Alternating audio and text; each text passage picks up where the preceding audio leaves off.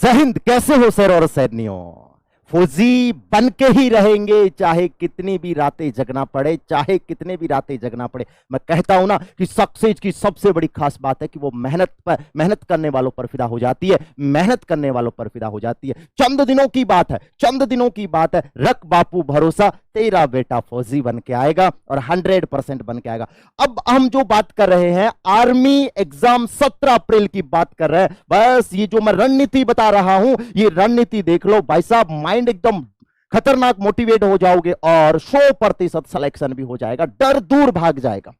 अब देखो हमारे दिमाग में जो फिलहाल प्रश्न उठ रहे हैं वो कौन कौन से प्रश्न उठ रहे हैं? पहला, सर हम डीमोटिव हो रहे हैं, हम खतरनाक से डीमोटिवेट हो रहे हैं। तो मेरे भाई याद रखिएगा, खुद ही को कर बुलंद इतना कि तकदीर से पहले खुदा बंदे से खुद पूछे कि बता तेरी रजा क्या, बता तेरी रजा क्या। हम लंबे टाइम से हार्ड वर्किंग कर रहे हैं, खतरनाक हार्ड वर्किंग कर रहे हैं मेरे भाई, तो डरने की कोई आवश्यकता नहीं है। पिछले वीडियो में भी मैंने एक बात कही थी, डर उसी को लगता है जिसकी रातों की मेहनत हो, जिसकी रातों की मेहनत हो। मेरे भाई डरना नहीं है, रुकना नहीं है, थकना नहीं है, संघर्ष हमें क्या रखना है, जारी है। आपकी तैयारी बड़ी खतरनाक है, मैं ये 10 दिन से पूरा का पूरा नोटिस कर रहा हूं, एनालिसिस कर रहा हूं कि आपकी तैयारी बड़ी गजब की तैयारी है। अगला प्रश्न यहां पे है कि सर पेपर कैसे हल करेंगे, इस पर भी हम चर्चा करने वाले हैं कि सर पेपर कैसे हल करेंगे। अगला आपके दिमाग में आएगा कि सर पेपर कैसा आएगा, पेपर इजी आएगा, मॉडरेट आएगा, हार्ड आएगा, शुरू में इजी आएगा या लास्ट में हार्ड आएगा, या शुरू में हार्ड आएगा लास्ट में इजी आएगा, पूरी की पूरी चर्चा करने वाले हैं। सर कितने प्रश्न करें जिससे हम फौजी बन जाए, जिससे हम क्या बन जाए मेरे भाई,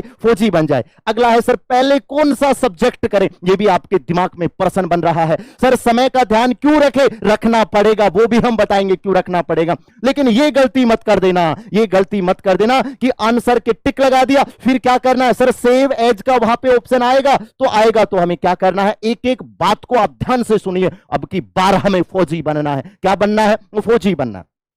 जब ठान लिया तो मेरे भाई ठान लिया कि हमें क्या बनना है, फौजी बनना है। देखो पेपर कैसे हल करें और कौन सा सब्जेक्ट पहले करें, पेपर कैसे हल करें और कौन सा सब्जेक्ट पहले हल करें। तो मेरे भाई सबसे पहले आपको आपका जीके उठाना है, जीके उठाना और जीके के प्रश्न करने हैं, जितने होते हैं उतने करने हैं पहले राउंड में। जल्दीबाजी नहीं करनी है कि सर तुक्का भी लगा दे, नहीं। मुझे जहां तक उम्मीद है आप आसानी से 11+ क्वेश्चन से यहां पे कर दोगे। आपने दिन रात मेहनत की, आपने आर्मी स्टडी से पढ़ा, एमएस गुरु से पढ़ा, तो इसका तो पता है सब शेर और सैनियों का कि भाई साहब हमारे शेर और सैनिक कितना खतरनाक तरीके से पेपर की धुआं करने वाला। फिर उसके बाद आपका विज्ञान का उठाना है, और विज्ञान में भी मुझे उम्मीद है आप 12+ आसानी से कर दोगे, कोई तकलीफ नहीं है। सर 1-2 कम हो जाए तो भी घबराने की आवश्यकता नहीं, 10+ सही हो रहे हैं, 10+ सही हो रहा है तो भी कोई दिक्कत वाली बात यहां पे नहीं है। इसके बाद में रीजनिंग में आपका एक भी नंबर नहीं कटना चाहिए, 5 के 5 आपके रीजनिंग में नंबर आने चाहिए। और मैथ को सबसे लास्ट में करना है, और सबसे लास्ट में करना है, और आप आसानी से, हमें पूरा का पूरा उम्मीद है कि आप 13+ कर दोगे। वैसे तो बहुत सारे शेर ऐसे भी है, मुझे कहते हैं कि सर 15 में से 15 उड़ाएंगे, 90% स्टूडेंट यही कहते हैं। और कुछ मेरे भाई कहते हैं कि सर 1-2% किस्मत से गलत हो जाए। अरे भाई किस्मत पूरा साथ देगी, याद रखिएगा। और सर नहीं भी देती है तो हम उन हाथों की लकीरों को ही बदल देंगे, उन हाथों की लकीरों को ही बदल देंगे, और हम अब की बार फौजी बन के दिखाएंगे। अब इसके बाद में मैंने बताया जीके सबसे पहले करना है, साइंस करनी है, फिर रीजनिंग करनी है, गणित को लास्ट में उठाना है, और आसानी से हमें पेपर की धुआं करनी थी। सर पेपर कैसा आएगा? पेपर देखो शुरुआत की शिफ्टों में अपन बात करें 17, 18, 19, 20, 21, यहां तक तो पेपर पूरा का पूरा इजी पेपर आने वाला है, आप नो टेंशन लीजिए। और सर आगे का हम बता देंगे क्यों, क्योंकि उसका एनालिसिस चलेगा, वो इन्हीं के बेस पे एनालिसिस चलेगा। ऐसे मत सोचना पेपर टफ आएगा, फाड़ू आएगा, कोई टफ नहीं आएगा, ठीक है। ध्यान रखिए पेपर इजी आएगा। मैथ के मामले में पेपर पूरा का पूरा इजी रहेगा, रीजनिंग भी इजी रहेगी। हाँ जीके और साइंस में थोड़ा सा फेरबदलाव करके, ऊपर नीचे करके थोड़ा सा चीजें ऊपर लेवल की पूछ सकता है, लेकिन मैथ रीजनिंग आपकी नॉर्मल पूछी जाएगी, ये याद रखना है, ठीक है जी।